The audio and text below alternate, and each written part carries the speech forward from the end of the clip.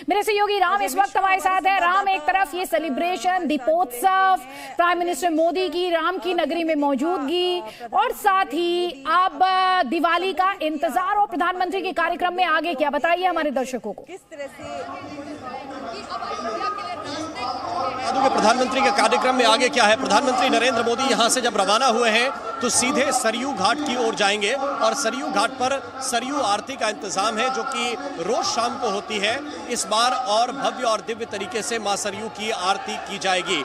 मुख्यमंत्री योगी आदित्यनाथ भी उनके साथ ही मौजूद रहेंगे और दोनों मां सरयू की आरती उतारेंगे। और जैसे ही ये आरती का कार्यक्रम संपन्न होगा, दीप प्रज्वलन का पर्व शुरू हो जाएगा, यानी कि दीपोत्सव जो 18 लाख दिए जलाए जाने हैं, उनको जलाने में भी जाहिर बात है कि वक्त लगेगा। तो मेरी जो जानकारी है कि वो दीप जलाए जाने धीरे धीरे शुरू हो गए हैं। एक तरफ सरयू आरती संपन्न होगी, दूसरी तरफ दीपोत्सव की दिव्य तस्वीरें मिलेंगी और दीपोत्सव के कार्यक्रम के साथ ही लेजर लाइट शो भी शुरू हो जाएगा, जहां पर प्रभु राम के जीवन पर आधारित, उनकी लीला पर आधारित एक शॉर्ट फिल्म भी दिखाई जाएगी और प्रधानमंत्री ये पूरा लेजर शो देखेंगे।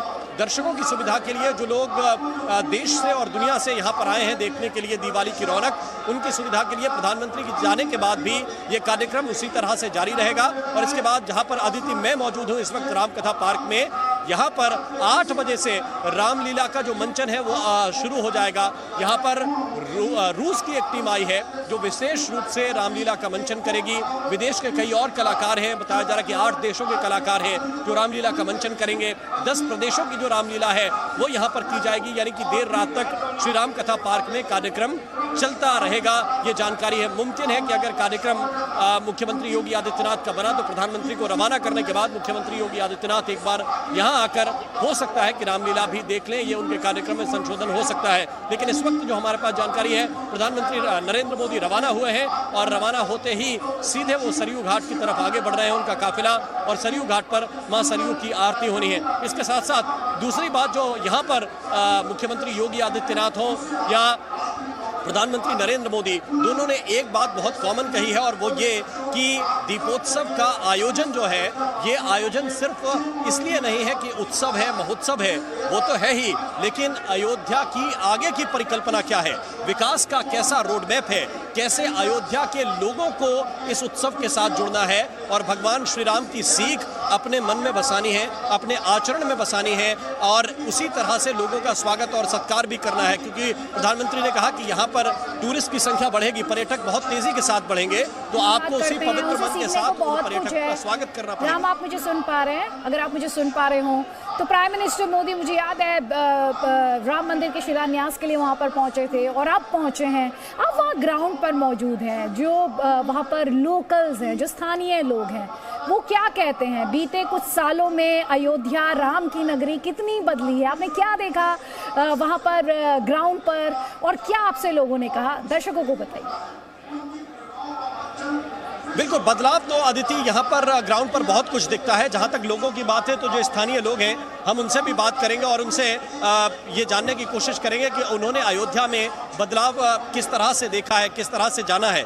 जो स्थानीय लोग हैं उनसे हम बात करते हैं। भैया, आप यहीं से हैं? जी। कहाँ से आए हैं आप? हम अयोध्या से ही हैं। अयोध्या से। कितना बदलाव आपने देखा है? जी, कितना बदलाव देखा है? योगी हमने मुख्यमंत्री बने, काफ़ी ज़्यादा बदलाव देखे हैं। यहाँ पे काफ़ी ज़्यादा विकास हो गए हैं। यहाँ पे इतनी भव्य दीपोत्सव मनाया जा रहा है। यहाँ पे पहले जैसे योगी जी नहीं थे तो उससे पहले इतनी भव्य दीपोत्सव यहाँ पे नहीं मनाए जाते थे।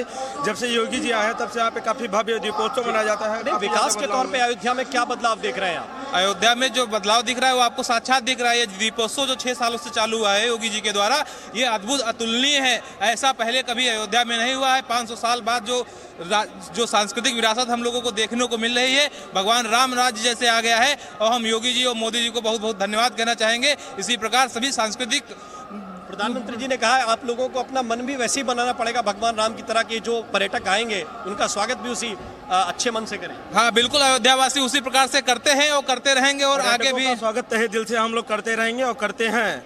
और पर्यटकों का स्वागत हमेशा यहाँ पे भव्य दिल से, पूरे दिल से ही, तहे दिल से किया जाता है। क्या कहेंगे आप?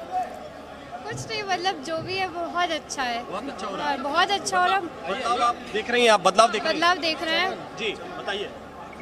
बदलाव जय श्री राम जी। बिल्कुल बदलाव देख रहे हैं मोदी जी, योगी जी की वजह से। जैसा कभी संभव ही नहीं था, ऐसा कहा ही नहीं जाता। भव्य दीपोत्सव राम जिस इनसे ये भी तरीके से हो पूछे, रहा है, बाकी राम आप वहाँ इंफ्रास्ट्रक्चर में स्थानीय लोगों से बात और कर रहे हैं, भी उनसे अच्छा, पूछे पढ़ाई को लेके कि भी काफी अयोध्या ज्यादा को जागरूकता हो एक चुकी है। जैसे कि जो यहाँ पे आध्यात्मिक पहले केंद्र भी है काफी भारत के लिहाज पढ़ाई को से, लेके उस लिहाज से भी धांधलीबाजी देखा चलती थी, जाता मार्कशीटें है। चलती थी। बीते सालों में अब जब हम जैसे कि बदलाव योगी की जी बात के करते शासन की हैं वजह तो से क्या उन्हें कैमरा, लगता है CCTV कि की जो वजह से विदेश सब से कुछ आने वाले जो बच्चे जो पढ़ने विदेशी के इच्छुक हैं, पर्यटक उन्हें हुआ अच्छी करते पढ़ाई थे, प्राप्त हो रही है। एक आध्यात्मिक केंद्र के तौर पर क्या अयोध्या में अब उनकी संख्या भी लगातार बढ़ रही है?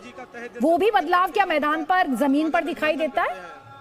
योगी मोदी जिंदाबाद, भारत माता की जय, एक जय श्री राम। बहुत एक बहुत बड़ा आध्यात्मिक केंद्र भी अयोध्या पहले से रहा है।